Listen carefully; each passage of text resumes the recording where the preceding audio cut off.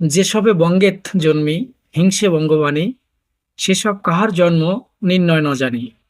আপনারা জানেন যে এটি আমার কথা না, এটি হচ্ছে একজন বাঙালি মুসলমান এবং মুসলমান হওয়ার আগেও যিনি একজন বাঙালি এবং যিনি বাংলাকে এবং বাংলাদেশের মাটিকে নিজের থেকে বেশি ভালোবেসেছিলেন।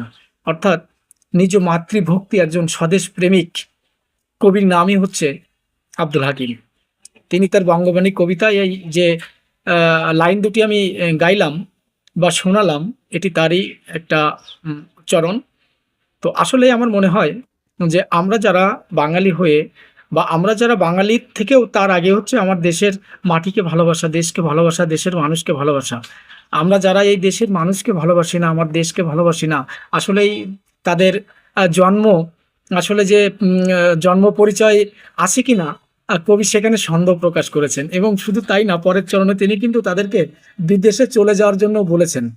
তো আমার মনে হয় যে এই দেশে জন্মগ্রহণ করে সেই দেশের মাটিকে যদি ভালো না বাসতে পারি, সেই দেশের মানুষকে যদি ভালোবাসতে না পারি, সে দেশের স্বাধীনতা, সে দেশের সংস্কৃতিকে যদি বুকে লালন না করতে পারি, তাহলে আমার মনে হয় যে সেই দেশে আপনাদের থাকার কোনো অধিকার নেই বা আমাদের থাকার কোনো অধিকার নেই। শুধু তাই না, তারা আসলে জন্ম পরিচয়হীন কোনো মানুষ।